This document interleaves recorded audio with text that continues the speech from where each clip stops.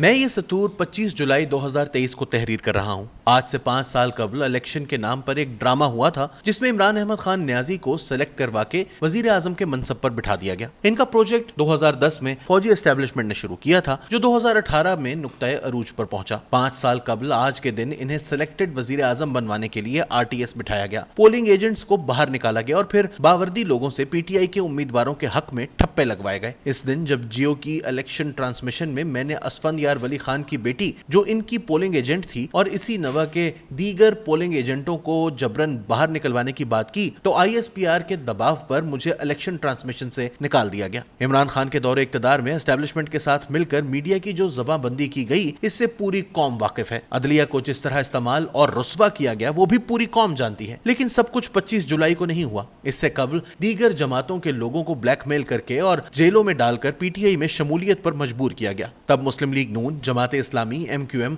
और कौम परस्त जमातों के साथ वो सलूक होता रहा जो इस वक्त PTI के साथ हो रहा है। तब PTI के लोग फौज और इसकी एजेंसियों की शह पर इतराते और हम जैसे गरीबों को धमकाते रहे। पीपल्स पार्टी और JUI भी दबाव में रही, लेकिन ज़हीन तरीन होने की वजह से इन दोनों जमातों की क़यादत एस्टेब्लिशमेंट से लेन देन करके अपने आप को तरीके से बचाती रही। वजीर आजम बनने के बाद इमरान खान ने अपने नारों और दस्तूर को एक तरफ रखकर दूसरे के इशारों पर हुकूमत करना शुरू कर दी। कुछ फैसले एस्टेब्लिशमेंट करती रही। सरे आईना इनका अक्स था और पसे आईना एस्टेब्लिशमेंट थी। अहम तकर्रुरियां उन्होंने अपनी अहलिया के ख्वाबों और इशारों पर कर दी। खारजा पॉलिसी वो गोल्डस्मिथ और जेरेड कुशनर जैसे लोगों के इशारों पर चलाते रहे। अपनी तरफ से इन्होंने हुकूमती टीम में जो लोग शामिल किए वो 3 किस्म के थे। एक वो जो इनके ATMs थे, दूसरे वो जो मुख्तलिफ शहरों और मुख्तलिफ मुल्कों में इनके जाती खिदमत गुजार रहे थे और तीसरे वो जो IMF या मगरबी लॉबी ने इनके पास भेजे थे। चुनाचे जब तक वो इक्तदार में रहे इन्होंने कानून का ना ख्याल रखा, ना इखलाकियात का और ना कौम की जरूरियात का। इनकी तरजीह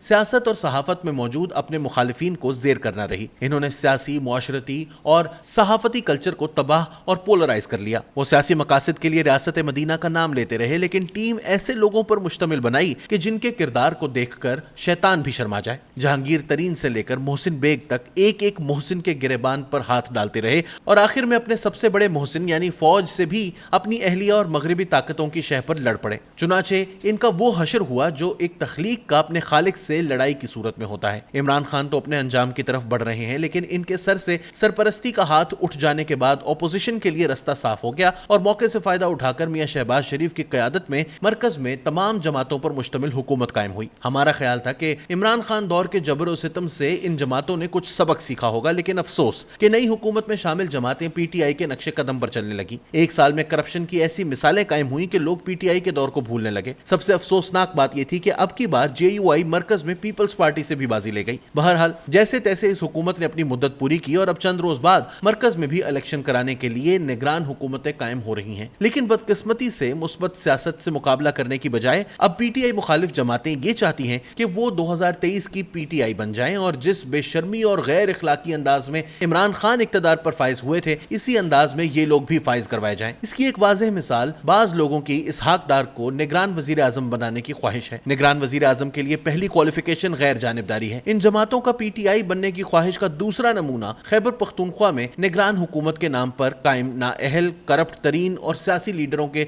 ATMs पर मुश्तमिल हुकूमत है। जिस तरह कुछ लोग मरकज में मियां नवाज शरीफ के समधी को निगरान वजीर आजम बनाना चाहते हैं, इसी तरह खैबर पख्तूनख्वा में मौलाना फजलुर रहमान ने मेरिट को पामाल करके अपने समधी हाजी गुलाम अली को गवर्नर बनाया। अब वफाक और KP हुकूमत में मौलाना के साथ बैठे ANP के एमल वली खान, पीपल्स पार्टी के तर्जुमान फैसल करीम कुंडी और मुस्लिम लीग नून के तर्जुमान और अहम रहनुमा इख्तियार वली बाबर बार बार कह रहे हैं कि सूबे का डिफेक्टो वजीर आला हाजी गुलाम अली हैं, जबकि वो JUI पर करप्शन और मेरिट की खिलाफ वर्जी के भी बदतरीन इल्जामात लगा रहे हैं। हाजी गुलाम अली का इन पर बस नहीं चलता तो जगह जगह मेरे खिलाफ तकरीरें करके कह रहे हैं कि सलीम साफी अमरीकी एजेंट है। लेकिन मैं इनसे कहना चाहता हूं कि आप झूठ बोलने और सोशल मीडिया ट्रोलिंग में जितना भी आगे चले जाएं PTI तक नहीं पहुंच सकते। और अगर वो मुझे उस वक्त की एस्टेब्लिशमेंट के साथ मिलकर फतवों और ट्रोलिंग से खामोश नहीं करा सकी तो आप भी कभी नहीं करा सकेंगे। मज़कूरा तीनों जमातों के मज़कूरा रहनुमा खुद कह रहे हैं कि काबीना में हमारे 3 जबकि JUI के 1 दर्जन से जायद वजीर हैं। ये सूबा बदतरीन हालत जंग में है, लेकिन ये लोग ओहदों पर झगड़ों और लूट मार में लगे हैं और अमनो अमान के मसले से इन्हें कोई दिलचस्पी नहीं। JUI ड्राइविंग सीट पर बैठी है और अस्करियत पसंदी के इशू से मुताल्लिक इसका कोई बयान ही नहीं। यूं वक्त का तकाजा है कि सूबे में मुतनाज़े गवर्नर और मुतनाज़े सियासी काबीना को हटाकर टेक्नोक्रेट्स पर मुश्तमिल गैर غیر جانبدار کابینہ بنائی جائے۔ حالات اور قرائن یہ بتا رہے ہیں کہ آئندہ انتخابات یوں بھی متنازع ہوں گے، اور اگر غیر جانبدار کی بجائے اسی طرح کی واضح طور پر جانبدار حکومتوں کی موجودگی میں انتخابات کرائے گئے تو یہ ملک کے لیے تباہ کن ہوں گے۔ باقی مرضی ہے مرضی چلانے والوں کی، وما علینا الا البلاغ۔